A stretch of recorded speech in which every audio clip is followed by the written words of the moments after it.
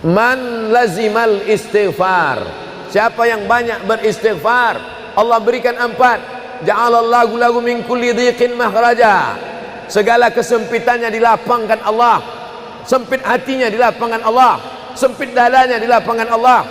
Wali wa min kulli hammin faraja, segala kesusahannya diberikan Allah kemudahan, susah rezekinya, susah hidupnya, susah pikirannya, susah urusannya dimudahkan Allah. Wa razaqahu min haitsu la yahtasib, diberi Allah rezeki dari jalan yang tidak disangka-sangka, yang tidak diduga-duga datang rezeki itu.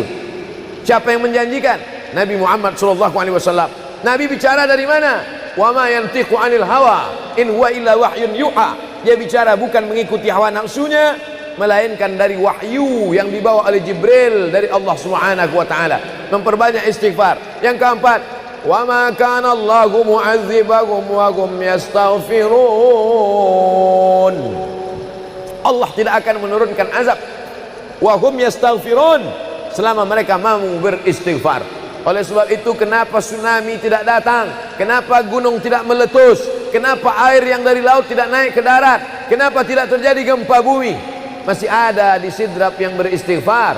Masih ada orang yang bangun malam salat sunat taubat menjelang subuh. Wabil ashari yastaghfirun, menjelang azan subuh, di waktu sahur dia memperbanyak istighfar.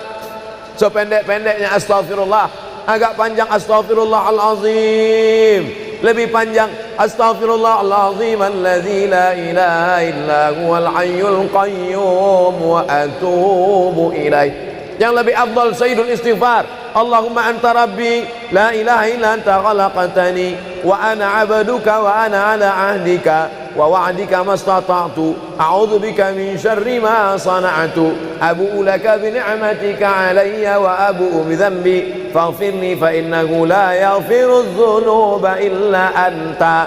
Dibaca dia setelah subuh, dijaga Allah sampai zuhur. Dibaca setelah zuhur, dipelihara sampai asar. Dibaca selepas asar, dijaga sampai maghrib. Dibaca sehabis maghrib, dijaga sampai isya. Dibaca habis isya, dijaga sampai subuh. Allahumma anta rabbi la ilaha illa anta khalaqtani wa ana 'abduka, aku hambamu, wa ana 'ala ahdika, aku dalam perjanjian denganmu, wa wa'dika, aku dalam MOU denganmu, mastata'tu, sesuai kemampuanmu. Abu ulaka bi ni'matika alayya, aku datang menghadapmu dengan nikmatmu, nikmat mata, nikmat telinga, nikmat otak, nikmat hati, nikmat buah pinggang, nikmat kaki, nikmat tangan. Wa abu bi dzambi, tapi justru aku datang membawa dosa. Aku datang membawa nikmat, tapi justru aku datang membawa dosa. Dosa telinga, dosa mata, dosa lidah, dosa hati. Mestinya aku datang membawa nikmat, datang membawa pahala. Wa abu bi dzambi, tapi justru aku datang membawa dosa. Tapi aku yakin dan percaya, fa innahu la yaghfiru dzunuba illa anta, tak ada yang bisa mengampunkan segala dosa kecuali engkau. Di musim pandemi yang selama ini selesai sholat hanya 3 kali saja. Assalamualaikum warahmatullah, assalamualaikum warahmatullah, astaghfirullahaladzim, astaghfirullahaladzim, astaghfirullahaladzim. Diperbanyak istighfar. Wallahi, kata Nabi Muhammad SAW, Nabi bersumpah, wallahi demi Allah, inilah astaghfiru ila rabbi wa atubu ilaih, aku beristighfar kepada Allah, aku bertaubat kepada Allah mi'ata marrah, 100 kali sehari semalam. Jadi kita pun bisa beristighfar 100 kali sehari semalam. Kalau kita hitung jari kita ini sendinya ada 20, 1, 2, 3, 4, 5, 6, 7, 8, 9, 10, 11, 12, 13, 14, 15, 16, 17, 18, 19, 20. 20 sendi. Habis sholat kita isi 20 istighfar, habis subuh 20, habis zuhur 20, habis asar 20, habis maghrib 20, habis isya 20, ditambah doa 20, ditambah tahajud 20, ditambah witir 20, ditambah bangun tidur malam 20. Hanya sekali putaran tulang-tulang sendi. Kata Nabi, likulli sulama minkum sedekah, setiap tulang-tulang sendi ini mesti ada sedekahnya. Apa maksud sedekah tulang sendi? Sedekah orang kaya dengan uangnya, sedekah kita dengan sedekah tulang sendi. Astaghfirullahalazim, astaghfirullahalazim, astaghfirullahalazim, astaghfirullahalazim, astaghfirullahalazim. Allah menjanjikan balasan-balasan yang disampaikan oleh Nabi Muhammad sallallahu alaihi wasallam. Tapi di antara yang paling afdal di antara zikir ini semua adalah afdalul zikri la ilaha illallah. Tidak ada zikir yang paling afdal daripada la ilaha illallah. Maka kita baca la ilaha illallah, la ilaha illallah, la ilaha illallah, ditutup dengan kalimatu haqqin 'alaiha nahya, dengan itu kita hidup, wa 'alaiha namutu, dengan itu kita mati, wa bi'anu ba'su, dengan itu kita akan dibangkitkan di padang mahsyar. Hidupnya dengan la ilaha illallah, matinya dengan la ilaha illallah. Kenapa disebut hidupnya dengan la ilaha illallah? Karena waktu awal hidupnya ayahnya mengazankan ke telinganya, asyhadu an la ilaha illallah. Itulah makna alaiha nahya, dengan itu kita hidup. Kenapa disebut alaiha namutu, dengan itu kita mati? Karena matinya ditalqinkan ke telinga sebelah kanan, la ilaha illallah. Matinya pun dengan la ilaha illallah. Wa bi'anu ba'su, nanti dia dibangkitkan di padang mahsyar juga dengan kalimat la ilaha illallah. Tapi jangan lupa, orang yang hanya berkata la ilaha illallah tidak diakui Islamnya. Orang yang hanya berkata la ilaha illallah tidak diterima amalnya sebelum dia sepasang dengan Muhammadur Rasulullah. Oleh sebab itu maka solawat, apalagi hari ini hari Jumat, Sayyidul Ayyam, kata Nabi, perbanyaklah solawat pada hari Jumat. Allahumma salli ala Sayyidina Muhammad wa ala ali Sayyidina Muhammad. Allahumma salli ala Sayyidina Muhammad wa ala ali Sayyidina Muhammad. Allahumma salli ala Sayyidina Muhammad wa ala ali Sayyidina Muhammad. Khusus pada hari Jumat. Hari yang lain kita berselawat, tapi pada hari Jumat maka kita perbanyak solawat, solawat, solawat, solawat. Inna salatakum ma'rudatun alayya. Solawat kamu dari rumah kamu, dari tempat kamu bersolawat. Solawat orang sidrap dibawa ke Masjid Nabawi. Salawat orang sidrap dibawa ke makam Nabi. Allahumma salli ala Sayyidina Muhammad dari Masjid Agung Sidrap dibawa ke Masjid Nabawi di kota Al-Madinah Al-Munawwarah. Lalu kemudian sahabat bertanya, kaifa salatuna ma'rudatun alaika wa qad arimta? Bagaimana salawat kami dibawa ke makammu padahal engkau sudah mati, meninggal dunia? Bukankah orang yang mati itu tidak hidup? Bukankah orang mati itu dimakan cacing tanah? Apa jawab Nabi? Innallaha harramal arda ajsadal anbiya. Allah mengharamkan tanah memakan jasad para nabi. Jadi sahabat Nabi itu rasional. Sahabat Nabi itu berpikir. Sahabat Nabi itu bukan hanya diam. Sahabat Nabi itu bukan hanya nerima saja. Sahabat Nabi itu bertanya, bagaimana mungkin salawat kami bisa dibawa ke makammu padahal kau sudah mati dimakan cacing tanah? Nabi menjawab, innallaha harramal arda ajsadal anbiya. Allah mengharamkan tanah memakan jasad para nabi. Hari Jumat, pagi Jumat, petang Jumat, malam Jumat, memperbanyak salawat lebih daripada hari biasanya. Allahumma salli ala Sayyidina Muhammad wa ala ali Sayyidina Muhammad. Membaca surat Al-Kahfi. Man qara'a surat Al-Kahfi yaumal jumu'ati. Siapa yang membaca surat Al-Kahfi hari Jumat, pagi Jumat, siang Jumat, sore Jumat, malam Jumat, adha'a lahu min nur. Allah berikan dia cahaya, pencerahan, terang pandangannya, terang matanya, terang pikirannya, terang hatinya. Kalau sudah gelap, kita suntuk. Makanya anak kecil tidak boleh mati lampu. Kalau ada anak kecil malam mati lampu, nafasnya bisa sesak. Kenapa sesak? Sempit dadanya. Itu maknanya kalau Allah kasih kita terang cahaya karena membaca surat Al-Kahfi hari Jumat. Tapi jangan sampai menyuruh orang baca surat Al-Kahfi, ternyata yang ceramah ini belum baca surat Al-Kahfi. Bacalah surat Al-Kahfi. Ustaz sudah baca? Oh, saya ngajak aja. Enggak. Sebelum ceramah saya baca dulu. Malam Jumat, tadi malam.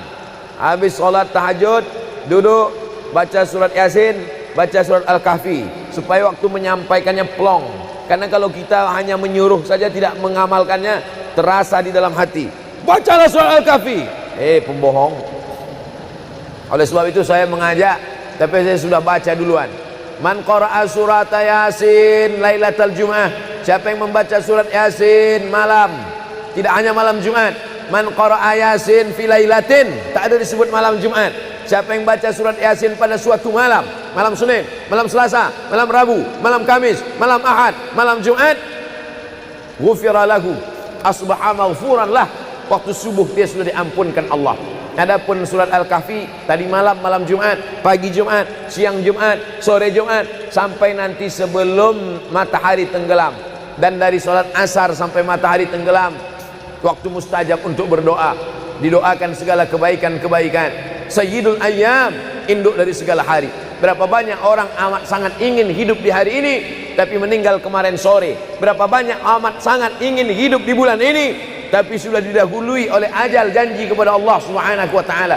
Jangan ada sedetik pun waktu yang sia-sia, yang kosong hampa, tanpa kita isi dengan amal kepada Allah Subhanahu wa taala. Man shalla alayya salatan, siapa yang bersolawat satu kali, sallallahu alaihi biha asyra, Allah balas 10 kebaikan. Huttan anhu asyara sayiat, ditutupi 10 kesalahan. Wa rufi'at lahu asyara darajat, dinaikkan 10 darajat tingkatan kemuliaan. Satu kali salawat 10 dosa diampunkan, 10 kebaikan pahala dituliskan, 10 derajat kemuliaan diangkat, dinaikkan di hadapan Allah Subhanahu wa taala. Oleh sebab itu maka hari ini kita perbanyak solawat, pertemuan solawat, berjumpa dengan orang bersolawat. Dan kita memang melakukan tradisi-tradisi itu.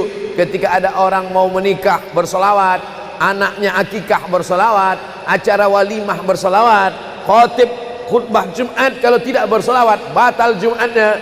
Orang yang sedang sholat kalau dia tidak bersolawat, menurut mazhab Syafi'i batal sholatnya. Orang yang berdoa kalau tidak bersolawat, doanya tergantung tidak dikabulkan Allah. Majlis kita kalau tidak ada selawat, maka majlis itu berubah menjadi majlis antanajifah, majlis mangkai, majlis busuk, majlis berbau. Oleh sebab itu tidak ada cara lain menolak ini semua adalah dengan cara bersolawat, solawat dan solawat. Itu poin yang ketiga.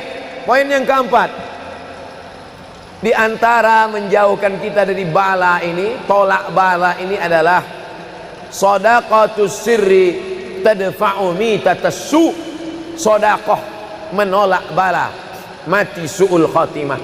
Makanya dulu kita ada istilah sodakoh tolak bala, sodakoh menolak musibah, sodakoh menolak bencana, sodakoh menolak wabah. Oleh sebab itu maka yang selama ini biasa bersedekah kepada anak yatim, biasanya menyambut Ramadan, jangan lagi tunggu bulan Ramadan, datangi rumah anak yatim, makan mereka, sembako beras mereka, masukkan ke dalam karung 10 kilo, gula sekilo, minyak sekilo, susu saset, ikan sarden, masukkan, berikan. Ini dengan niat menolak segala musibah, segala bencana, segala wabah. Orang-orang yang mati itu kalau dia ditanya Allah Subhanahu wa taala, hai mayit, hai orang yang mati, seandainya ku kasih kau hidup lagi, mau apa tidak? Mereka amat sangat ingin hidup. Apa kata mereka? Kami ingin hidup. Laula akhartani ila ajalin qarib, kasihlah kami hidup ya Allah qarib, sebentar, sekejap, semenit, sedetik saja. Kalau aku kasih kau hidup, kau mau apa? Kata Allah. Mereka menjawab, dalam Al-Quran diceritakan, laula akhartani ila ajalin qarib, kalau kau kasih aku hidup walaupun sedetik saja, fa as-saddaqa, aku mau bersedekah ya Allah. Kenapa orang mati itu tidak berkata, kasih aku hidup sedetik saja, aku mau haji dan umrah? Tidak ada. Kasih aku sedetik saja, aku mau pergi berjihad? Tidak. Kasih aku sedetik saja, aku mau sholat sepanjang malam? Tidak. Mereka mengatakan, fa'as-saddaqa, aku mau bersedekah. Mengapa orang mati itu kalau dihidupkan mau bersedekah? Dijawab oleh para ulama, karena haji dan umrah balasannya nanti setelah hisab masuk surga. Al-hajjul mabrur, haji yang mabrur, laisa lahu jaza illal jannah, balasannya surga. Tapi sedekah balasannya sudah didapatkan ketika dikubur. Begitu mati masuk kubur langsung dapat balasan sedekah. Itulah makanya kata Nabi, idza matal insan, kalau manusia mati, inqata'a, putus amalnya. Tapi ada yang tak putus, shadaqatun jariyah, sedekah yang mengalir.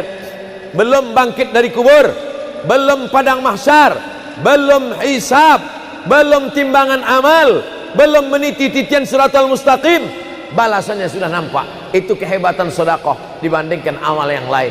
Oleh sebab itu sedekah ini luar biasa. Shadaqatus sirri tadfa'u mitatas su', sedekah menolak mati su'ul khatimah, sedekah menolak bala.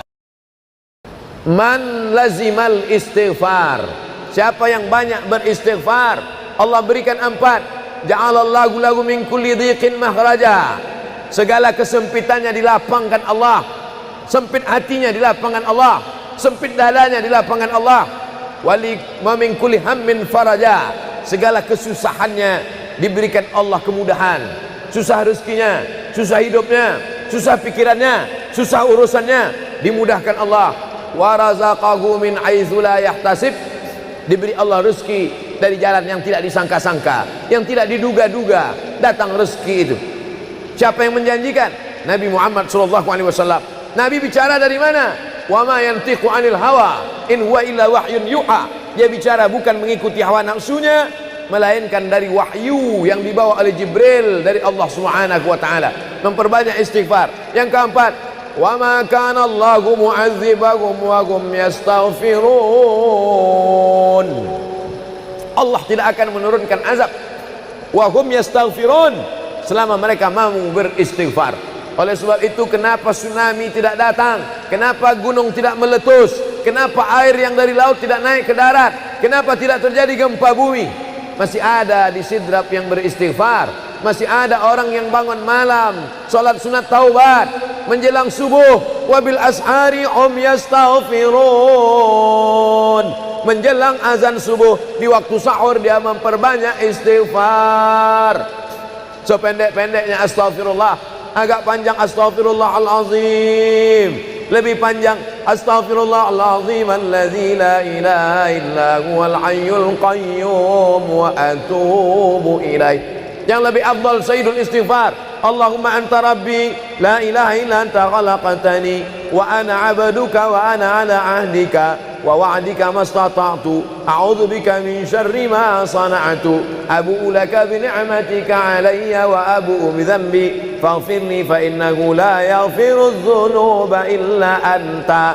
Dibaca dia setelah subuh, dijaga Allah sampai zuhur, dibaca setelah zuhur, dipelihara sampai asar, dibaca selepas asar, dijaga sampai maghrib, dibaca sehabis maghrib, dijaga sampai isya, dibaca habis isya, dijaga sampai subuh. Allahumma anta rabbi la ilaha illa anta khalaqtani wa ana 'abduka, aku hambamu, wa ana 'ala ahdika, aku dalam perjanjian denganmu, wa wa'dika, aku dalam MOU denganmu, mastata'tu, sesuai kemampuan.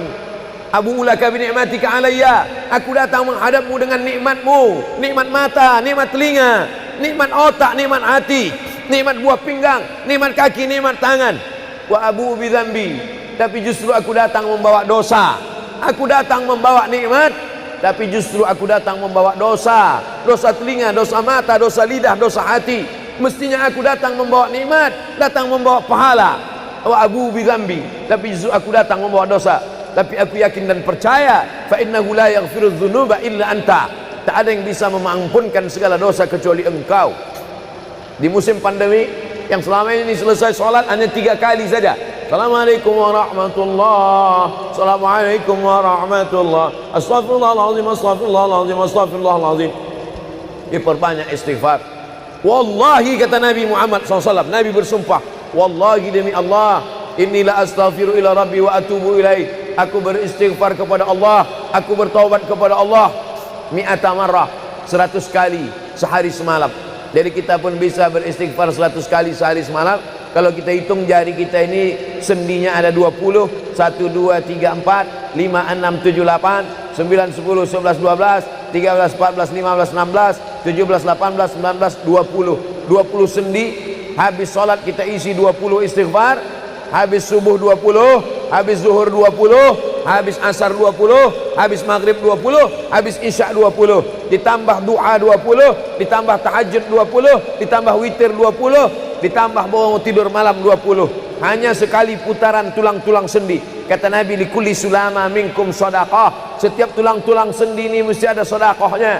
Apa maksud sedekah tulang sendi? Sedekah orang kaya dengan uangnya, sedekah kita dengan sedekah tulang sendi. Astaghfirullahalazim, astaghfirullahalazim, astaghfirullahalazim, astaghfirullahalazim, astaghfirullahalazim. Allah menjanjikan balasan-balasan yang disampaikan oleh Nabi Muhammad sallallahu alaihi wasallam. Tapi di antara yang paling afdal di antara zikir ini semua adalah afdalu dzikri la ilaha illallah. Tidak ada zikir yang paling afdal daripada la ilaha illallah.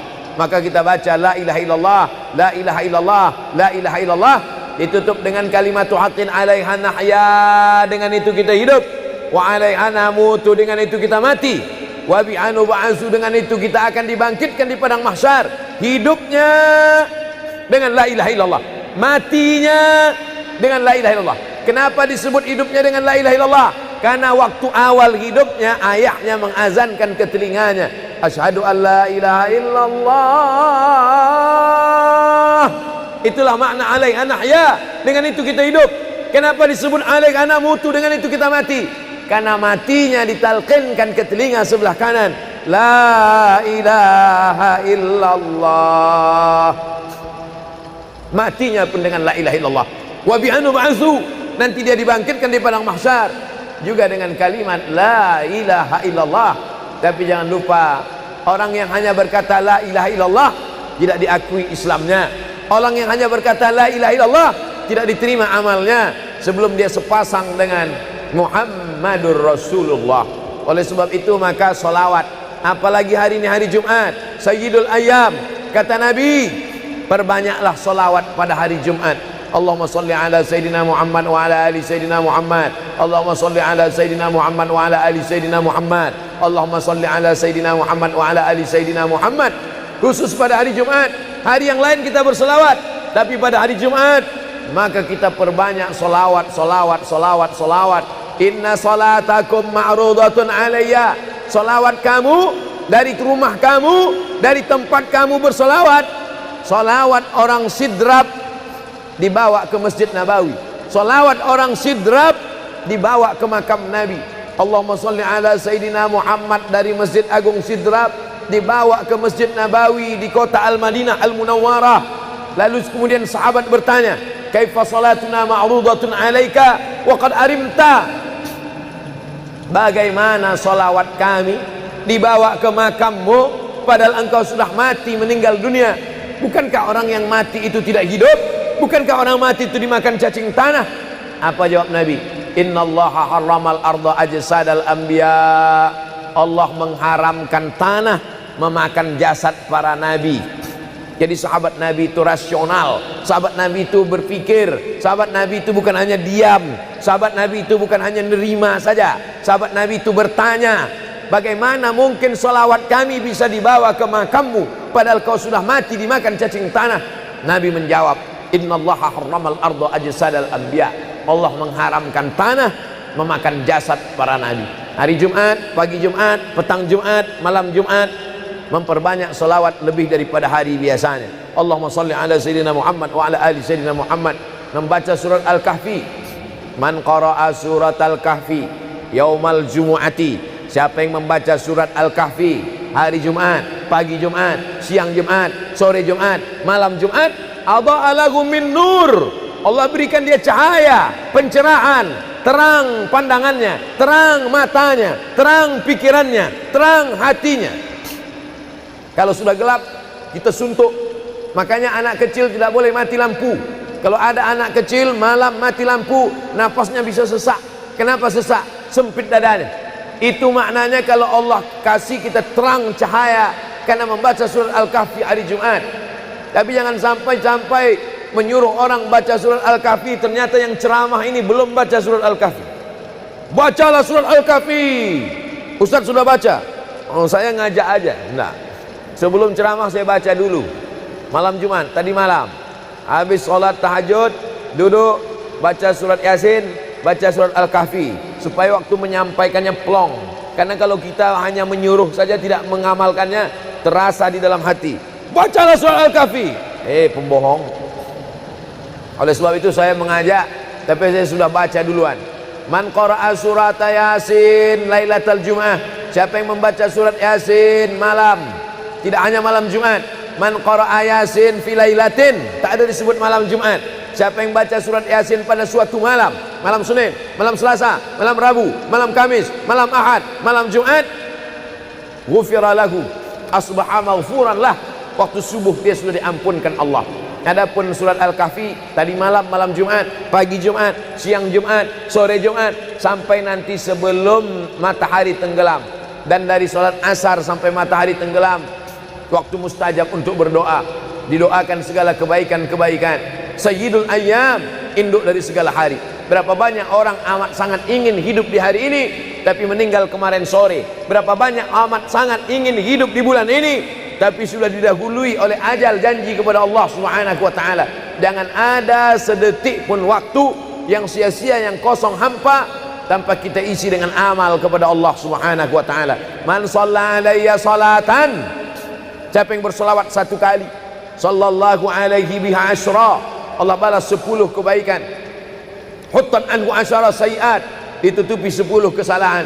Wa rufi'at lahu asyara darajat, dinaikkan 10 darajat tingkatan kemuliaan. Satu kali salawat 10 dosa diampunkan, 10 kebaikan pahala dituliskan, 10 derajat kemuliaan diangkat, dinaikkan di hadapan Allah Subhanahu wa taala. Oleh sebab itu maka hari ini kita perbanyak solawat, pertemuan solawat, berjumpa dengan orang bersolawat. Dan kita memang melakukan tradisi-tradisi itu. Ketika ada orang mau menikah bersolawat, anaknya akikah bersolawat, acara walimah bersolawat, khotib khutbah Jumat kalau tidak bersolawat batal Jumatnya. Orang yang sedang sholat kalau dia tidak bersolawat, menurut mazhab Syafi'i batal sholatnya. Orang yang berdoa kalau tidak bersolawat, doanya tergantung tidak dikabulkan Allah. Majlis kita kalau tidak ada solawat, maka majlis itu berubah menjadi majlis antanajifah, majlis mangkai, majlis busuk, majlis berbau. Oleh sebab itu tidak ada cara lain menolak ini semua adalah dengan cara bersolawat, solawat dan solawat. Itu poin yang ketiga.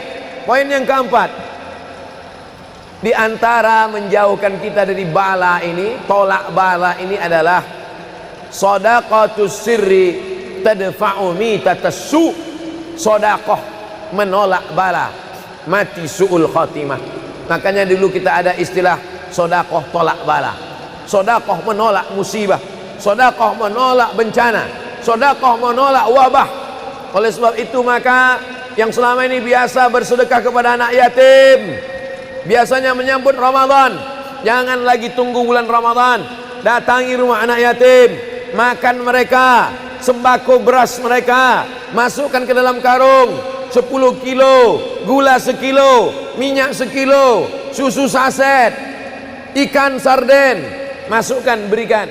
Ini dengan niat menolak segala musibah, segala bencana, segala wabah. Orang-orang yang mati itu kalau dia ditanya Allah Subhanahu wa taala, hai mayit, hai orang yang mati, seandainya ku kasih kau hidup lagi, mau apa tidak? Mereka amat sangat ingin hidup. Apa kata mereka? Kami ingin hidup. Laula akhartani ila ajalin qarib, kasihlah kami hidup ya Allah qarib, sebentar, sekejap, semenit, sedetik saja. Kalau aku kasih kau hidup, kau mau apa? Kata Allah. Mereka menjawab, dalam Al-Quran diceritakan, laula akhartani ila ajalin qarib, kalau kau kasih aku hidup walaupun sedetik saja, fa as-saddaqa, aku mau bersedekah ya Allah. Kenapa orang mati itu tidak berkata, kasih aku hidup sedetik saja, aku mau haji dan umrah? Tidak ada. Kasih aku sedetik saja, aku mau pergi berjihad? Tidak. Kasih aku sedetik saja, aku mau sholat sepanjang malam? Tidak. Mereka mengatakan, fa'as-saddaqa, aku mau bersedekah. Mengapa orang mati itu kalau dihidupkan mau bersedekah? Dijawab oleh para ulama, karena haji dan umrah balasannya nanti setelah hisab masuk surga. Al-hajjul mabrur, haji yang mabrur, laisa lahu jaza illal jannah, balasannya surga. Tapi sedekah balasannya sudah didapatkan ketika dikubur. Begitu mati masuk kubur langsung dapat balasan sedekah. Itulah makanya kata Nabi, idza matal insan, kalau manusia mati, inqata'a, putus amalnya. Tapi ada yang tak putus, shadaqatun jariyah, sedekah yang mengalir. Belum bangkit dari kubur, belum padang mahsyar, belum hisab, belum timbangan amal, belum meniti titian siratal mustaqim, balasannya sudah nampak. Itu kehebatan sedekah dibandingkan amal yang lain. Oleh sebab itu sedekah ini luar biasa. Shadaqatus sirri tadfa'u mitatas su', sedekah menolak mati su'ul khatimah, sedekah menolak bala. Alhamdulillah, Allahumma salli ala Sayyidina Muhammad wa ala ali Sayyidina Muhammad. Kullu amrin zibalin, semua amal yang baik, walam yubda' bihamdillah, kalau tidak diawali dengan alhamdulillah, pujian kepada Allah, fahuwa aqta', maka amal itu putus. Makna putus, putus sampai di dunia saja, tak boleh dibawa sebagai bekal menghadap Allah. Maka kita ingin amal kita malam ini tidak putus, maka kita awali dengan alhamdulillahi rabbil alamin. Setiap majelis kalau tidak disebut namanya, maka majelis itu antanajifah, majelis yang busuk, majelis bau, majelis bangkai. Maka kita sebut namanya, Allahumma salli ala Sayyidina Muhammad wa ala ali Sayyidina Muhammad. Laisa minna, bukan golongan kami, kata Nabi SAW. Man lam yarham saghirana, sesiapa yang tidak sayang kepada budak anak kecil, walam ya'rif syarafa kabirina, tidak hormat kepada orang tua, maka dia tidak diperakui sebagai umat Nabi Muhammad SAW. Semua anak-anak muda-muda, belia-belia yang saya sayangi, para alim ulama, tuan-tuan guru, datuk-datuk, datin-datin, semua yang berhadir ini insyaallah dimuliakan Allah Subhanahu wa taala. Amin ya rabbal alamin. Tajuk kita malam ini 8 keutamaan orang yang bersedekah menurut Al-Qur'an dan sunnah Nabi Muhammad sallallahu alaihi wasallam. Keutamaan yang pertama, kalau orang mati itu ditanya, apakah kamu mau hidup lagi? Maka orang mati itu menjawab, tapi belum ada orang yang mati hidup lagi. Macam mana kita boleh tahu dia menjawab? Sebab diceritakan Allah dalam Al-Quran. Apa kata mereka? A'udzubillahi minasyaitonirrajim. Laula akhartani ila ajalin qarib, kalaulah kami yang sudah mati ini diberi masa lagi, ajal masa, qarib pendek, sikit, kejap. Kalaulah kami boleh dibagi masa hidup lagi walaupun sikit, walaupun kejap, apa yang ingin mereka lakukan? Fa as-saddaqa, kami ingin bersodaqah. Mereka tak ada kata, kalaulah kami boleh hidup lagi, kami ingin jihad, tak ada. Kalau boleh hidup lagi, kami ingin pergi haji, tak ada. Mereka katakan, fa as-saddaqa, kami ingin bersodaqah. Kenapa sodaqah? Kenapa bukan perang? Maka ulama membagi jawaban. Karena kalau haji itu balasannya nanti di surga. Wal hajjul mabrur laisa lahu jazaa'un illal jannah. Haji mabrur balasannya surga nanti selepas hari kiamat. Tapi kalau sedekah, balasan pahalanya diperolehi ketika di alam kubur. Itulah kenapa orang-orang yang mati itu ingin kalau hidup lagi, fa as-sadaqah, mereka ingin bersedekah. Sedekah, hampir semua kata-kata dalam bahasa Arab itu asalnya 3 huruf. Sadaqah. Sadaqah artinya benar. Sadaqallahul azim, maha benar Allah. Sadaqah artinya benar. Kalau memang benar betul iman kita, mana buktinya? Buktinya adalah dengan bersedekah. Itulah kenapa sedekah itu disebut dengan sedekah, tanda iman itu benar. Karena untuk menggerakkan lidah bercakap sangat mudah. Apa kata pepatah orang Melayu? Lidah tak bertulang, mudah saja menggerakkan. Asyhadu an la ilaha illallah wa asyhadu anna Muhammadar Rasulullah. Kalau memang benar betul cakap, mana buktinya? Buktinya adalah sedekah. Lelaki mengatakan saya cinta kepada kamu, senang saja nak mengatakan cinta, tapi apa bukti, proof, mana memang betul cinta? Maka dia mesti bagikan sedekah. Kalau yang tadi itu sedekah, kalau ini namanya sadaq. Sadaq artinya mahar. Mahar pernikahan lelaki dengan perempuan, aku nikahkan engkau dengan anak saya dengan memberikan cincin emas dan gelang rantai tunai. Itulah dia sadaq, tanda bukti cinta dia kepada seorang perempuan. Sadaqah, benar. As-sidqu, sidik, benar. As-siddiq, orang yang benar. Maka disebut dia dengan Abu Bakar Siddiq, karena dia benar memberikan emas sebesar batu waktu dibawa pergi hijrah bersama Nabi Muhammad SAW. Maka dia disebut dengan Siddiq karena dia benar imannya dengan memberikan sedekah. Tapi ada makna siddiq yang lain. Ketika yang lain mendustakan Nabi, tak percaya kepada Isra Mi'raj, dialah orang yang percaya, maka disebut dia dengan Siddiq. Siddiq dari kata sadaq, benar, karena iman dia yang benar. Mana bukti, proof bahwa iman dia benar? Dia bersedekah, membagikan emasnya sebesar batu. Nama dia Abu Bakar Siddiq. Nama ayah dia Abu Quhafah. Ayah dia tak Islam. Apa kata ayah dia? Habislah emas Abu Bakar itu dibawa Muhammad sallallahu alaihi wasallam. Anak Abu Bakar itu namanya Asma. Asma, mana emas ayah kamu? Dah habis dibawa Muhammad. Dia benci betul dengan Nabi Muhammad. Datang Asma, dia ambil batu, dia masukkan ke dalam kain. Kata Asma, emas ayah tu masih ada dalam kain, Datuk. Lalu Abu Quhafah memegang. Abu Quhafah ni buta, dia tak nampak. Oh ya, masih ada lagi. Rupanya emas itu sudah dibawa hijrah bersama Rasulullah sallallahu alaihi wasallam. Makanya kata Nabi, "Lau anfaqa ahadukum mithla Uhudin zahaban." Seandainya ada di antara kamu yang boleh berwakaf emas walaupun sebesar Bukit Uhud. Bukit Uhud itu panjangnya 7 km. Seandainya ada di antara kamu yang boleh berwakaf emas sebesar Bukit Uhud, itu tak sampai setengah tapak tangan Sayyidina Abu Bakar Siddiq. Kenapa? Sebab kalau sekarang ada orang bersedekah banyak, memanglah sekarang sudah aman. Tapi masa itu masa susah, masa payah, Abu Bakar Siddiq menunjukkan bukti keimanannya. Ini keutamaan yang pertama menurut Al-Quran. Kenapa orang bersedekah? Karena orang-orang mati, kalau dia boleh bagi tambah umur hidup lagi, mereka berkata, fa'as-saddaqa, kami ingin bersedekah. Itu yang pertama. Yang kedua, sampai berapa nih? Sampai 8. Tadi saya dibagi tahu Ustadz sampai 8. Atau tak pun sampai 8, kalau dah habis 60 menit habis.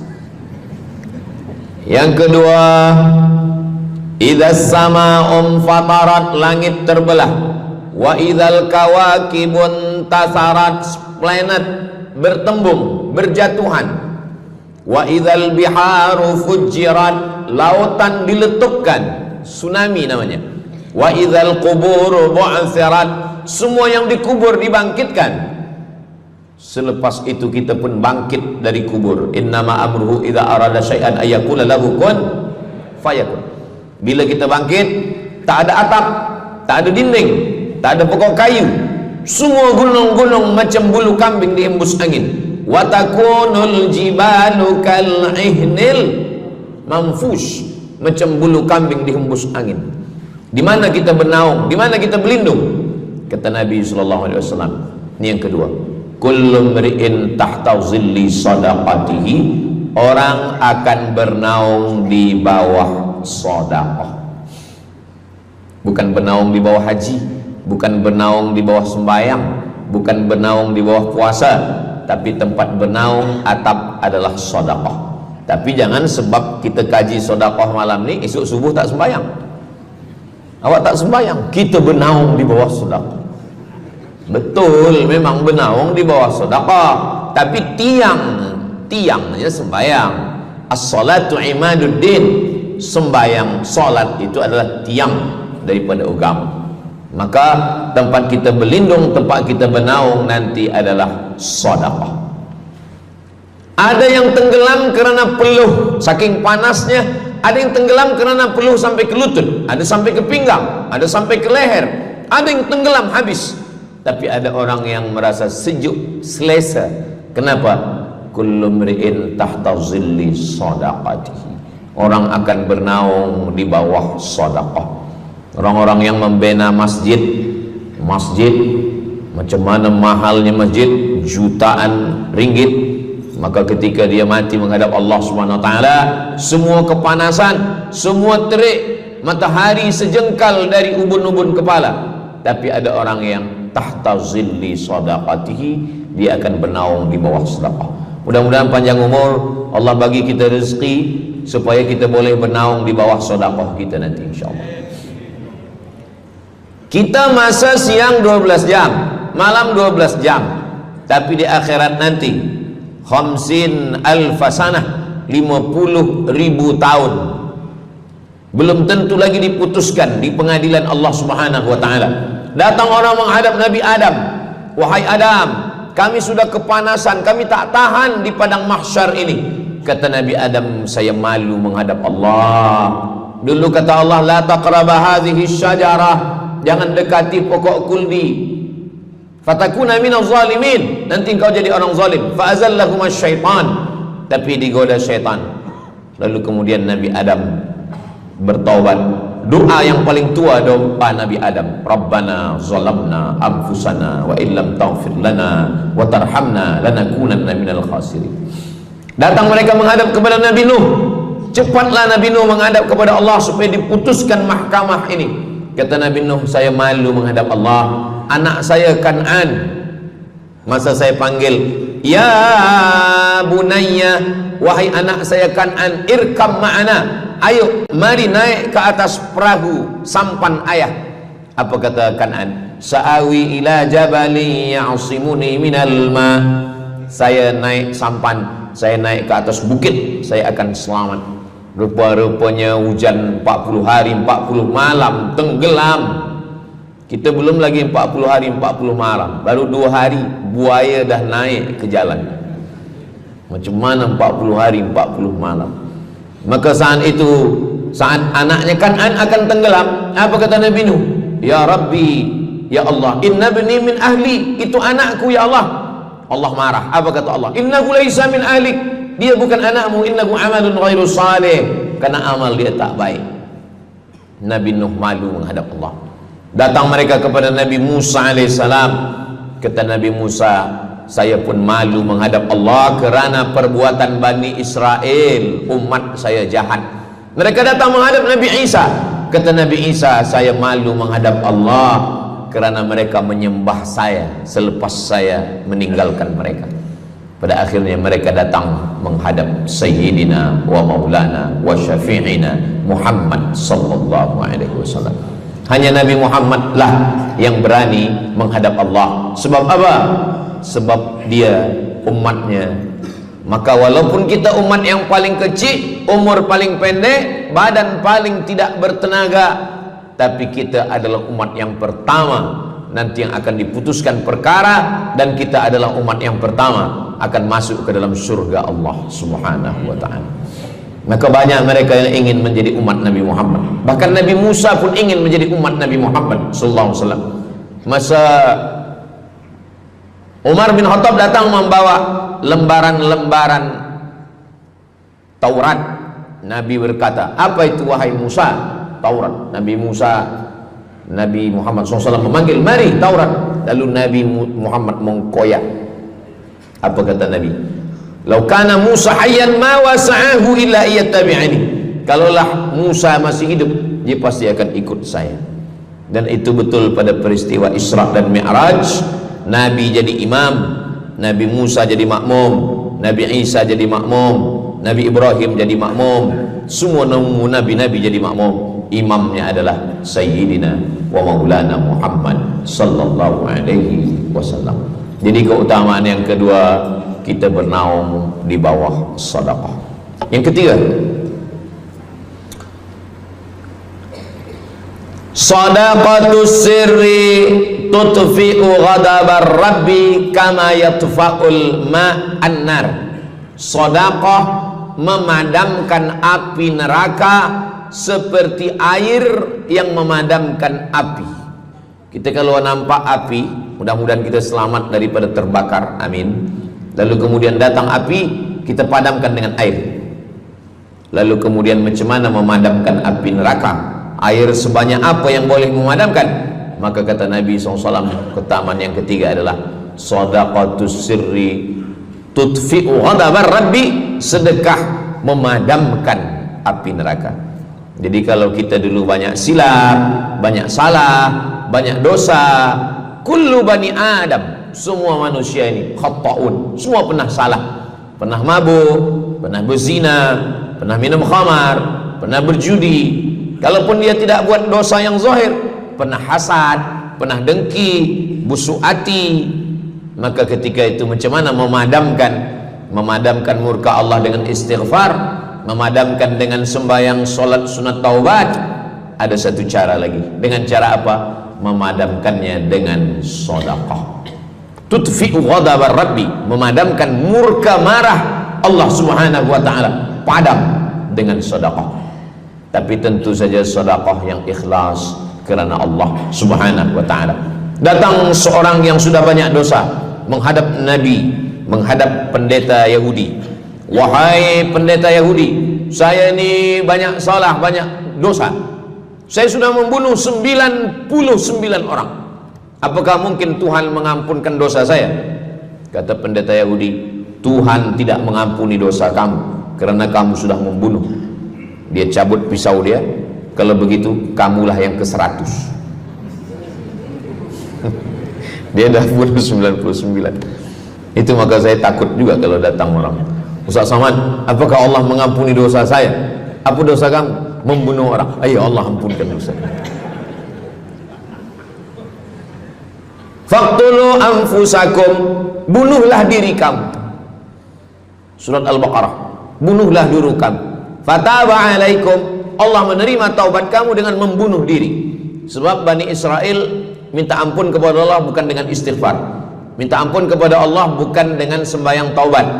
Bani Israel kalau dia minta ampun kepada Allah dulu zaman Nabi Musa, dia ambil pedang, dia ambil parang panjang, dia cari orang yang sama-sama berdosa. Saya ada dosa, saya cari tuan-tuan yang ada dosa.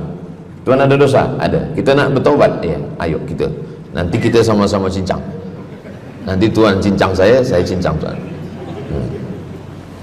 Kita sama-sama mati, baru Allah ampunkan dosa. Faqtulu anfusakum, bunuhlah diri kamu. Fataba alaikum, Allah menerima taubat kamu. Tapi syariat Nabi Muhammad sallallahu alaihi wasallam, ma min muslimin yuznibu dzamban, kalau ada yang silap khilaf salah, summa yatatahhar, mandi taubat. Apalagi kita di Bandar Seri Begawan, bila tadi pesawat terbang nak landing turun, nampak cantik laut keliling. Jadi siapa nak mandi taubat, pergi ke laut. Kalau sampai ke tengah laut, bukan cuma dosa hilang, orangnya hilang sekali. Aku mandi taubat, saya mandi taubat. Selepas mandi taubat, tak boleh mandi taubat, wudu. Tak boleh wudu, tayamum. Selepas itu sembahyang sunat taubat, usolli sunnatat taubat raka'ataini lillahi ta'ala. Dosanya perlu sebut, jangan sebut. Ada seorang lelaki, maaf, nafsu dia tinggi. Lalu di jalan dia nampak perempuan. Selepas itu maaf, dia cium.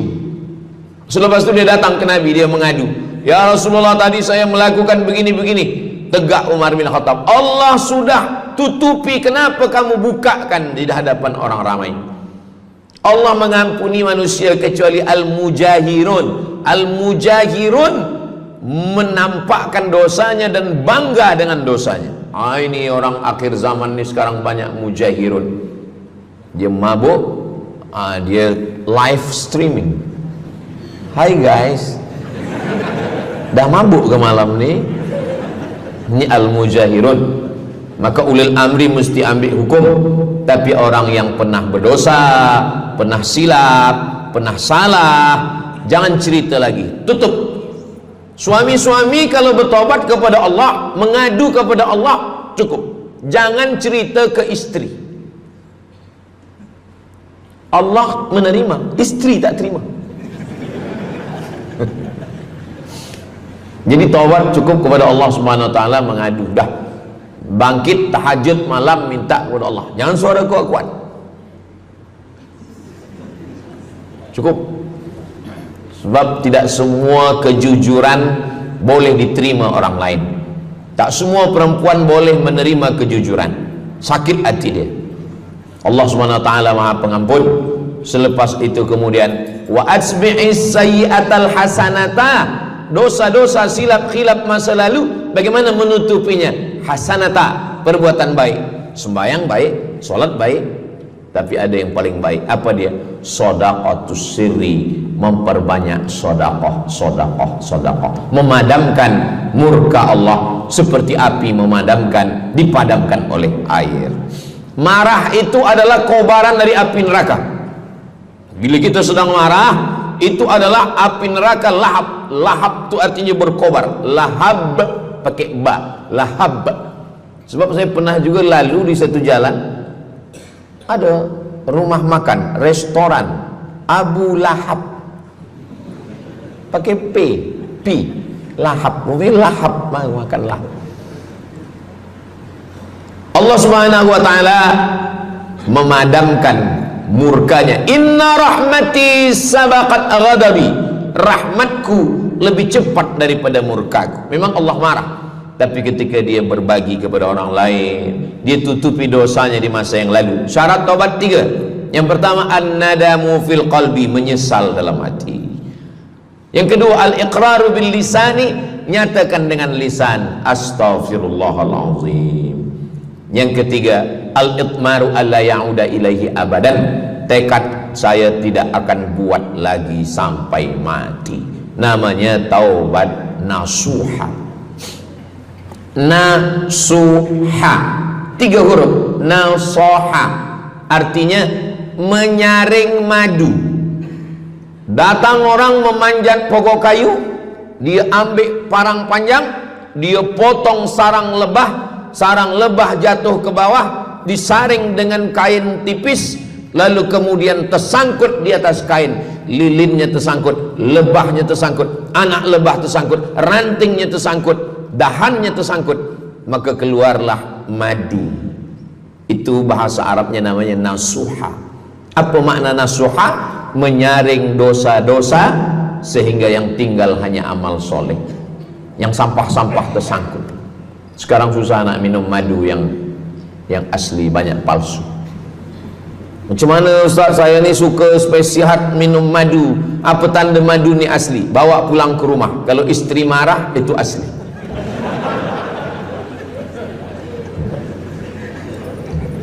Yang keempat, ini jangan diingat, lupakan. Yang keempat, apa itu keutamaan sedekah? Kata Nabi sallallahu alaihi wasallam, as-sadaqatu, sedekah itu tadfa'u mitatassu, menolak mati su'ul khatimah.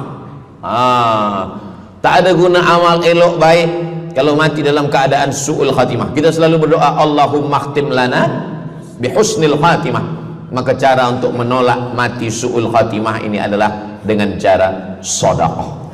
Banyak orang mati husnul khatimah, bukan ulama, meninggal di dalam Masjidil Haram sedang pakai ihram, selepas tawaf di belakang makam Ibrahim ketika sedang sujud terakhir. Itulah mati yang paling indah. Dalam wudhu sedang sembahyang, di sujud terakhir dalam tanah haram, dalam Masjidil Haram, di belakang makam Ibrahim. Meninggal, dibawa jenazah balik. Orang datang bertanya kepada ibunya, dia masih pemuda belia, apakah dia ulama? Dia bukan ulama. Kenapa dia mulia betul? Apakah dia pernah perang ke Palestina? Tidak. 2-3 hari selepas itu datang satu perempuan membawa budak kecil. Kamu siapa? Kami adalah orang yang tiap bulan dapat kiriman beras, minyak dan makanan dari pemuda ini. Saya maaf, seorang janda, ini anak-anak saya, dan dia selalu bagikan uang dia untuk makan kan. Jadi nanti kalau ada orang meninggal, tiba-tiba selepas itu datang janda membawa anak, itu tanda husnul khatimah. Sebab dia belum nikah, dia masih lajang. Allah menunjukkan bahwa kalau engkau berbuat sedekah, maka Allah Subhanahu wa taala memberikan keutamaan husnul khatimah. Bukan setakat diselamatkan dari su'ul khatimah, tapi mendapatkan husnul khatimah. Ada seorang dari Maghribi, dari Maroko, Mesir, Libya, Tunisia, Algeria, Maghribi. Orang Maghribi ini bermimpi. Dalam mimpinya dia berjumpa dengan Nabi Muhammad SAW. Kata Nabi, engkau pergi ke Saudi Arabia, cari di kampung ini, nanti engkau jumpai seorang pemuda, sampaikan salamku kepada dia, katakan dia penghuni surga. Malam pertama mimpi, iya ke? Tidak ke? Jangan-jangan syaitan. Tak betul. Malam kedua mimpinya sama. Engkau pergi ke Saudi Arabia, datangi kampung ini, jumpai seorang pemuda namanya si fulan, bagi tahu ke dia, salamku untuk dia, sampaikan kepada dia bahwa dia penghuni surga. Nah, 2 kali. Ini udah agak kuat. Tunggu 3 kali, sampai 3 malam mimpinya sama. Akhirnya orang Maghrib ini terbang dari Casablanca sampai ke Jeddah. Dari Jeddah dia cari kampung yang disebut dalam mimpi. Sampai itu dia cari pemuda. Adakah di kampung ini seorang pemuda namanya si fulan? Betul. Dia tengok, biasa saja. Bukan ulama, bukan macam Musa Abdul Somad. Tak mungkin mimpi salah 3 kali betul-betul. Lalu disampaikan kepada dia, fulan, saya 3 malam bermimpi Rasul SAW menyampaikan salam kepada engkau. Assalamualaikum. Kata Nabi, engkau adalah penghuni surga. Dia pun terkejut. Saya bukan ulama, saya orang biasa. Apa amal kamu? Sembahyang saya biasa saja, puasa sunat saya biasa saja. Hanya saja saya tak pernah menyimpan hasad dendam, dan saya selalu membagikan uang kepada fakir miskin, anak yatim dan du'afa. Selepas mendapatkan itu dia pun menangis, dia pun bersedih karena dia merasa dia tak layak dicintai, karena dia merasa banyak silap, banyak salah. Rupanya rahmat Allah itu turun bukan kepada orang yang alim tapi sombong, bukan kepada orang yang kaya tapi takbur, tapi kepada orang yang hatinya hancur berkeping karena takut kepada Allah Subhanahu wa ta'ala. Selepas itu dia pun meninggal dalam keadaan husnul khatimah setelah mendapatkan janji dari Rasulullah sallallahu alaihi wasallam. Apa maknanya? Bahwa kalau kita tak boleh sembahyang sampai tegak lutut bengkak, kalau kita tak tergolong orang yang rajin puasa sunat berhari-hari, kalau kita bukan orang yang kuat berjihad fisabilillah, maka carilah satu pintu. Pintu itu bernama babus sedekah. Karena banyak yang sudah melaluinya dan mereka dimuliakan Allah, diselamatkan daripada su'ul khatimah. Yang ke berapa? Kelima. Saya sebetulnya ingat, saya nak cuba aja. Kalau jamaah masih ingat, itu maknanya mereka masih konsen lagi, masih sedar. Kalau dah terserah Ustaz lah nama berapa, kami pun dah nak balik ke dalam. Yang kelima, dawu mardakum bis sadaqah. Yang kelima, dawu mardakum bis sadaqah. Obati orang yang sakit di antara kamu dengan sedekah. Datang seorang lelaki yang lututnya bernanah menemui Imam Abdurrahman ibnu Mahdi. Wahai Imam Abdurrahman bin Mahdi, lutut saya ni bernanah tak sihat-sihat. Kata Imam Abdurrahman bin Mahdi, saya ingat satu hadis Rasulullah, dawu mardakum bis sadaqah. Cuba engkau cari kampung yang di kampung itu tak ada air, kamu buat perigi. Perigi, di kampung saya namanya perigi. Lalu dia pun pergi ke kampung yang tak ada air, dia galikan perigi. Selepas itu sehari, 2 hari, 3 hari, sepekan, sebulan, lutut dia sihat kering. Dia datang lagi kepada Imam Abdurrahman ibnu Mahdi. Alhamdulillah Imam Abdurrahman ibnu Mahdi, lutut saya sudah sihat. Apa hubungan lutut dengan sedekah? Rupanya setiap orang yang mengambil air untuk minum, untuk berwudu, untuk mandi, untuk memasak, selepas itu mereka berdoa, ya Allah, berikanlah kebaikan kepada orang yang sudah membagikan air ini. Ad-du'a silahul mu'min, doa senjatanya orang beriman. Kisah ini ada dalam kitab Sa'ah wa Sa'ah, Ajaib wa Taraif. Semua ada saatnya. Beberapa kisah-kisah yang ajaib diceritakan oleh Syekh Abu Amr Al-Misri dalam judul buku Sa'ah wa Sa'ah Gharaib wa Taraib. Sudah diterjemahkan ke dalam bahasa Melayu, judulnya Semua Ada Saatnya. Nama penerjemahnya Abdul Somad. Boleh dicari di google.com. Semua ada saat. Lalu kemudian saya sampaikan hadis ini di masjid. Dawu mardakum bis sadaqah. Obatilah orang yang sakit di antara kamu dengan sedekah. Selepas itu saya turun dari masjid, saya pergi ke kereta, di parking, datang seorang jamaah. Memang yang Ustaz sampaikan tadi betul. Kata saya, memang betul. Takkan saya sampaikan tak betul?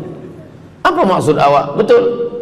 Istri saya kena sakit kista sebesar duit di dalam, maaf, rahim dia. Kata doktor, ini mesti diambil, kalau tidak dia makin besar makin besar. Tapi kalau diambil, dicabut, operate, nanti akan, maaf cakap, tercabut rahim sekali.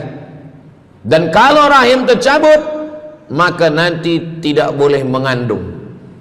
Mendengar itu istrinya menangis, suaminya tersenyum. Yang senyum budak kecil pula.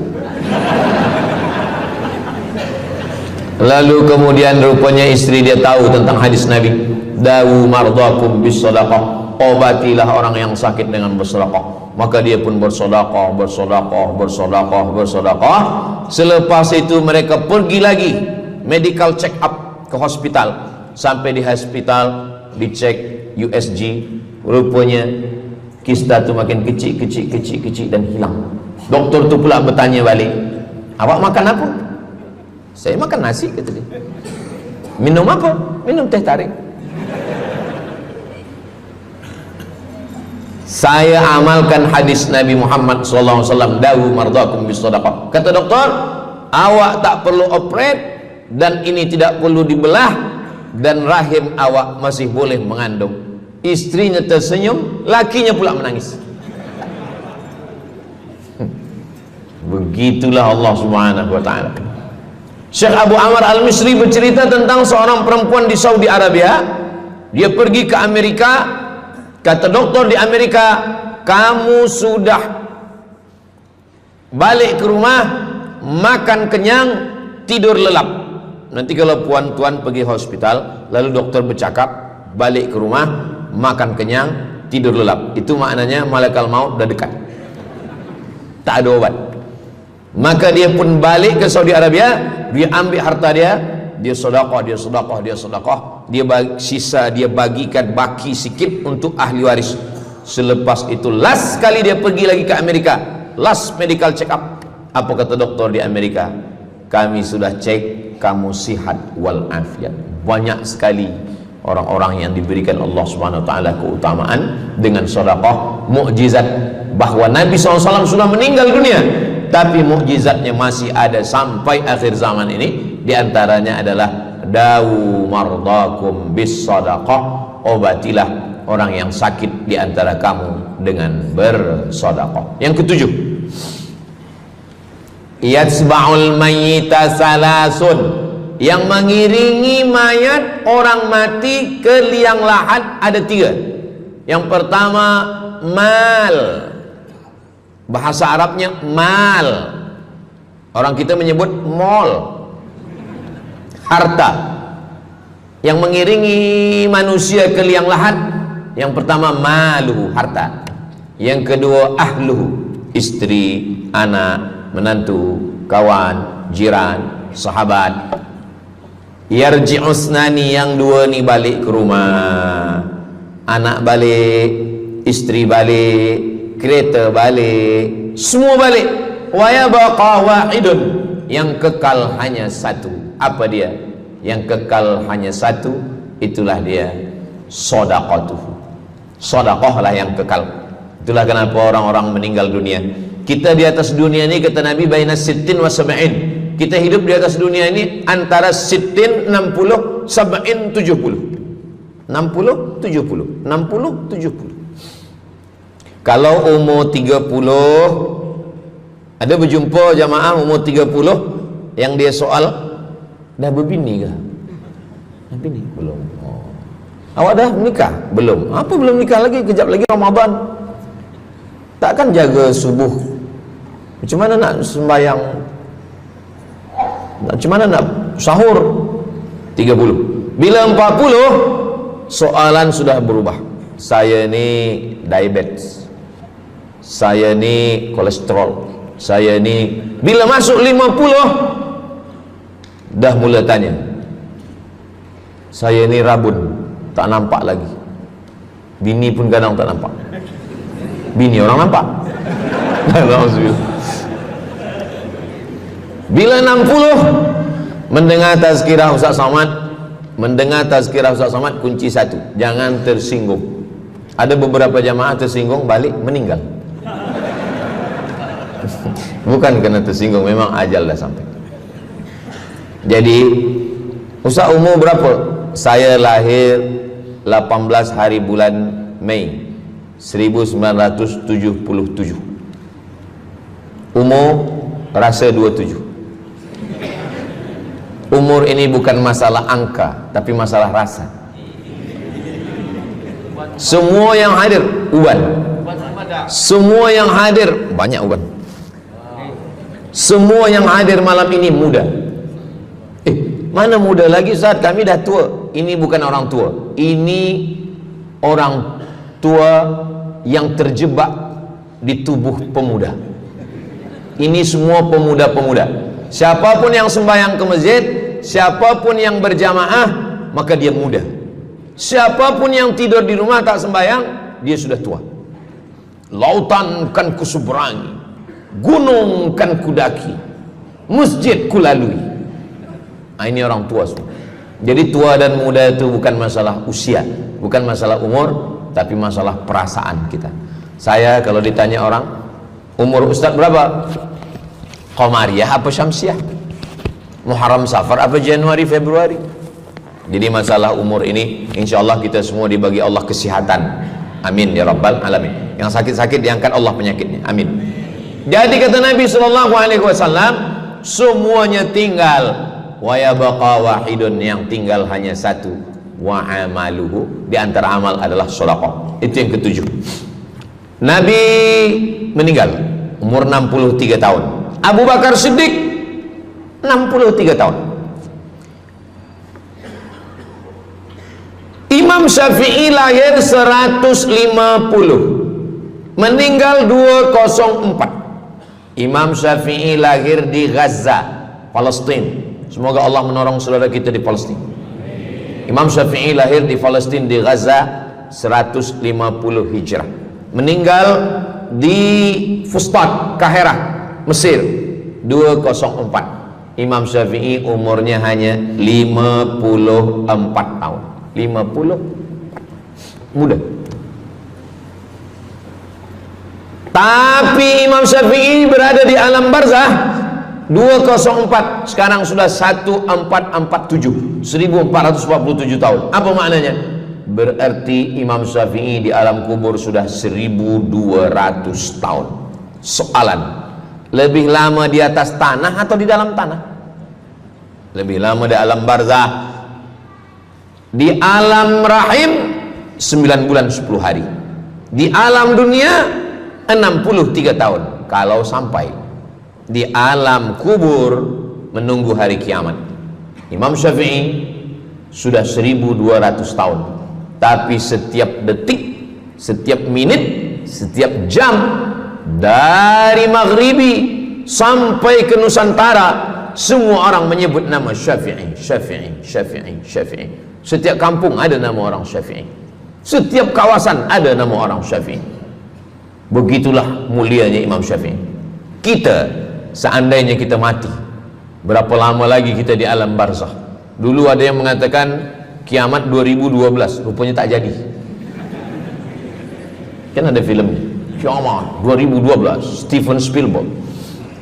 Tak jadi. Yas'alunaka 'anis sa'ati ayyana mursaha. Mereka bertanya kepadamu tentang hari kiamat. Qul, katakan, la ya'lamuha illa, yang tahu hanya Allah Subhanahu wa ta'ala. Pikirkan, kalau kita mati, apa yang akan mengalir? Rumah kita dijual anak kita, dibagi-bagi kepada ahli waris.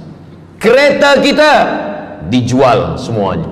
Tapi orang yang membina masjid di Brunei Darussalam, masjid dah cantik-cantik, besar-besar, elok-elok.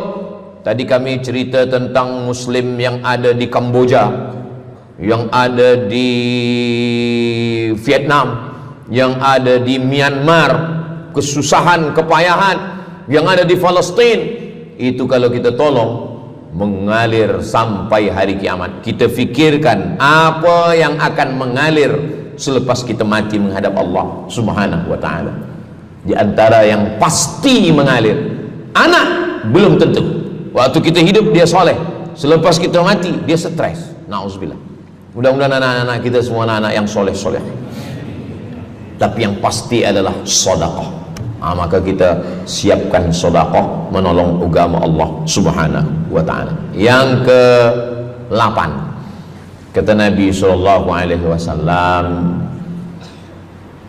idza matal insan, hadisnya ada dalam Sahih Muslim. Idza matal insan, ada orang yang membaca hadis ini idza mata ibnu Adam.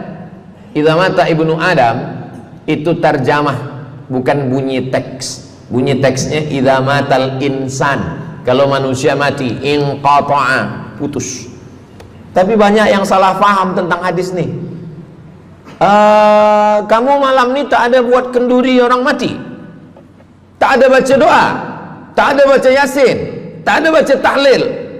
Idza matal ibnu Adam, kalau manusia sudah mati, putus. Jangan kirim-kirim doa lagi. Banyaklah soalan ke saya, Ustaz Abdul Somad, ya, macam mana kalau orang sudah mati tak ada anak, lalu siapa yang mendoakan dia? Kata saya, yang mendoakan dia saya. Allahumma ighfir lahu warhamhu wa'afihi wa'fu anhu. Siapa yang akan bacakan Al-Fatihah untuk dia? Saya akan bacakan Al-Fatihah. Saya tengok muka dia macam meragu, dia tak percaya Fatihah ini sampai. Siapa yang tak percaya Fatihah sampai, saya tak marah, sebab ni masalah yang gaib. Siapa yang tak percaya Yasin itu sampai, siapa yang tak percaya Fatihah itu sampai, saya tak marah. Bagi saja nama semua lengkap dengan bin. Nanti bila mati saya kirim. Bila tak sampai, cepat-cepat bagi tahu. Idza matal insan, kalau manusia mati, inqata'a amaluhu, yang putus tu amal dia, amal yang mati itu. Misal ini ada orang mati, namanya Abdul Somad. Nanti kalau saya sebut nama lain tersinggung pula. Ada orang mati namanya Abdul Somad.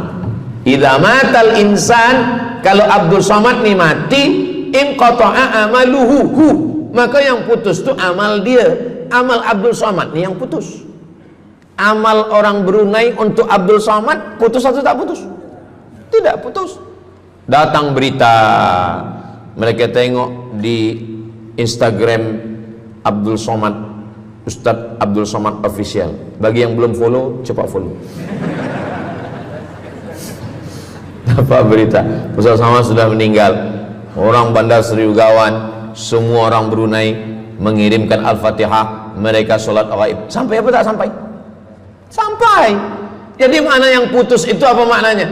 Amal dia putus, amal orang mati nih putus, amal orang hidup kepada yang mati tak putus. Saya bilang sekali lagi, yang putus itu amal orang mati. Amal orang mati putus. Apa maksud amal orang mati putus? Kepada muslimin muslimat, sila datang ke masjid yang akan membagi tazkirah almarhum Abdul Somad. Itu mana putus, mana boleh tazkirah lagi. Orang mati itu amalnya putus, tapi amal orang hidup untuk orang mati tidak putus. Kalau memang putus, kenapa ada amalnya yang tak putus? Ada amal dia yang tak putus. Ini Abdul Somad mati dia, amal dia semuanya putus, tapi ada amal dia yang tak putus. Pertama, shadaqatun jariyah. Sedekah itu kan amal dia, tak putus.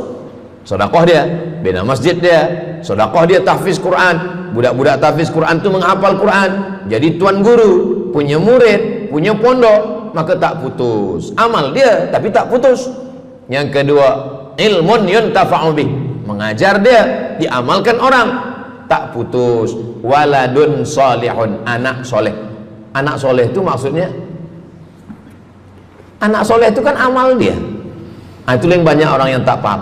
Macam mana amal soleh, macam mana amal soleh itu amal kita? Macam mana anak soleh itu amal kita?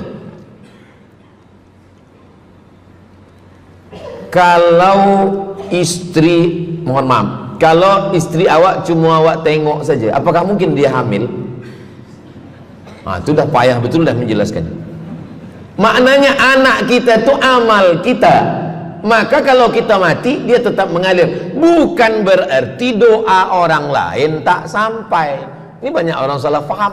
Selepas orang meninggal, tak usah baca doa lagi, tak usah Allah maafir lahu lagi, tak usah baca Yasin lagi, tak sampai. Maksud putus itu amal orang mati itu putus. Kalaulah putus amal orang hidup kepada orang mati, tak ada salat jenazah. Nanti kalau ada orang mengatakan tak usah baca doa, kita udah putus semua, nanti bila dia mati jangan sembayangkan. Sebab sembayang jenazah itu kan amal orang hidup untuk orang mati. Allahu Akbar, Allahumma alhamd, Allahu Akbar, Al-Fatihah, Allahu Akbar, salawat, Allahu Akbar, Allahumma maghfir lahu warhamhu wa'afihi wa'fu anhu, Allahu Akbar, Allahumma la tahrimna ajrahu wa la taftina ba'dahu wa waghfir lana wa lahu wa li ikhwanina alladhina sabaquna bil iman wa la taj'al fi qulubina ghillan lil ladzina amanu rabbana innaka ra'ufur rahim. Empat itu sampai, Al-Fatihah sampai, doa sampai, Al-Fatihah sampai, solawat sampai, doa takbir 3 sampai, doa takbir 4 pun sampai. Itu maknanya amal orang hidup sampai, tapi amal orang mati putus. Apakah orang mati itu tetap beramal?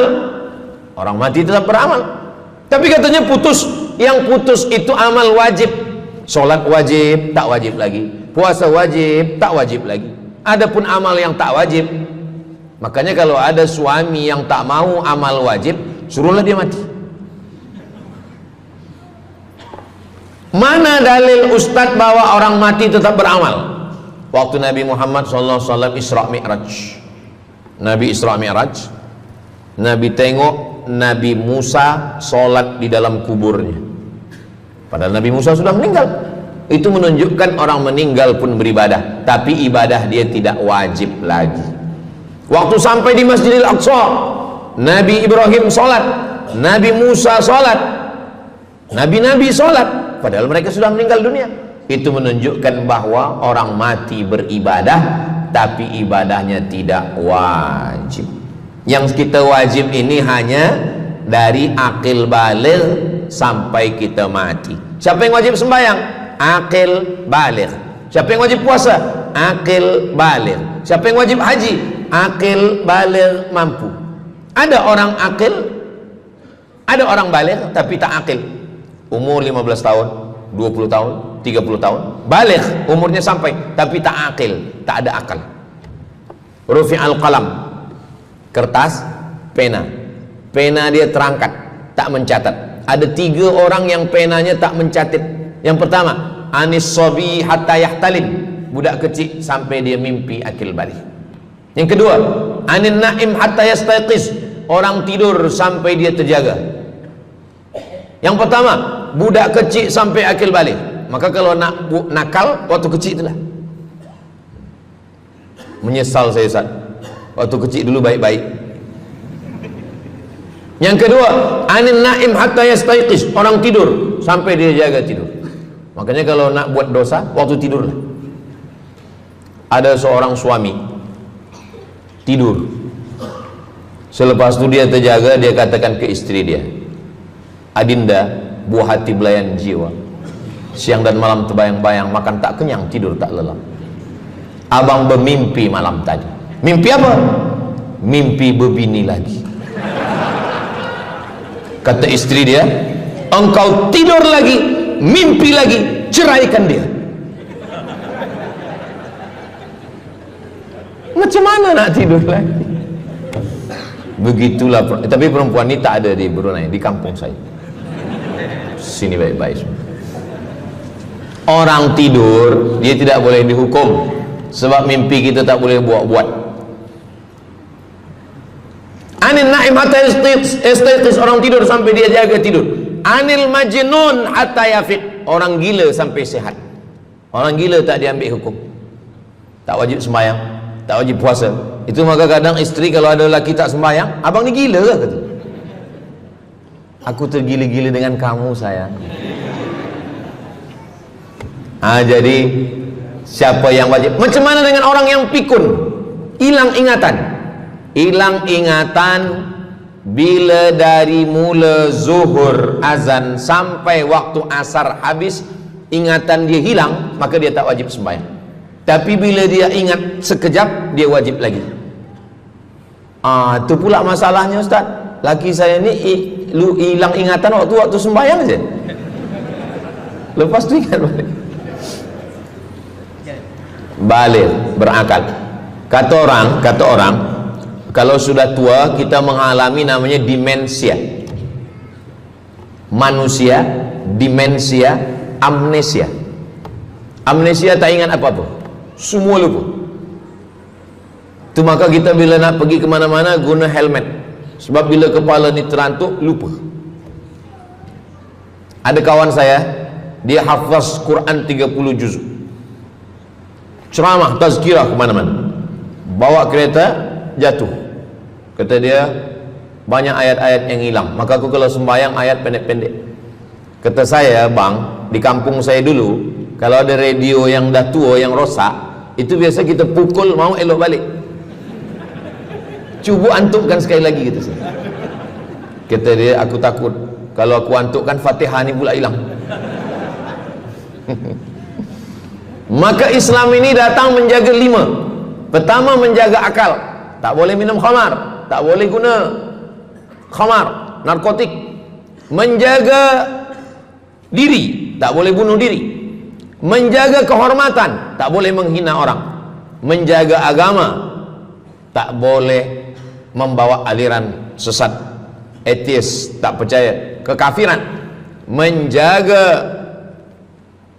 harta, tak boleh ada mencuri, tak boleh ada dusta, tak boleh ada akad bohong, tak boleh ada tipu, tak boleh ada gharar, tak boleh ada zulm, tak boleh ada ghish. Man ghasyana falaysa minna, siapa yang menipu kami maka dia bukan golongan kami. Jadi berdasarkan 8 keutamaan ini, kalau ingat 8-8-nya alhamdulillah. Tak ingat 8, ingat 7, ingat 6, ingat 5, ingat 4, ingat 3, ingat 2, ingat 1. Satu pun tak ingat, innalillah. Tapi insyaAllah kita boleh ingat semua. Sebab apa? Sebab tazkirah malam ini direkodkan. Nanti boleh ditonton ulang di channel Ustaz Abdul Somad Official. Jangan lupa subscribe, like, share, and comment. Jamaah yang dimuliakan Allah Subhanahu Wa Taala, tadi saya mula pukul 8.15, sekarang sudah pukul 8.10. Jadi saya di mana-mana tazkirah memanglah 60 menit, 600 ml.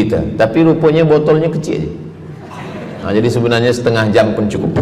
Jadi dari 8 tadi itu semua membagi kita semangat. Kalau ada orang yang mengatakan Islam ini agama yang menyuruh kita tak usahlah berniaga, tak usahlah bertanam kelapa sawit, tak usahlah bertanam kelapa, tak usahlah buka ikan, tak usahlah bertani. Sesungguhnya Islam ini agama yang menyuruh kita berusaha. Masuk masjid, Allahumma aftah li abwaaba rahmatik. Keluar masjid, Allahumma inni as'aluka min fadlik. Kenapa keluar masjid minta rezeki? Sebab peniaga, pedagang, bisnismen dapat duit. Duitnya bukan untuk dunia, duitnya untuk akhirat. Jadi kalau ada orang mengatakan kereta tak dibawa mati, siapa kata kereta tak dibawa mati? Kereta boleh dibawa mati. Kereta yang macam mana? Kereta wakaf. Ada kereta 10, wakafkan untuk tahfiz Quran. Masa mak saya meninggal, berpesan dia, nanti kalau aku mati, tolong kuburkan aku di samping makam ayahku. Dari tempat saya, rumah saya ke kampung mak saya jauh, 10 jam naik kereta. Hospital tak nak bagi kereta ambulan. Maka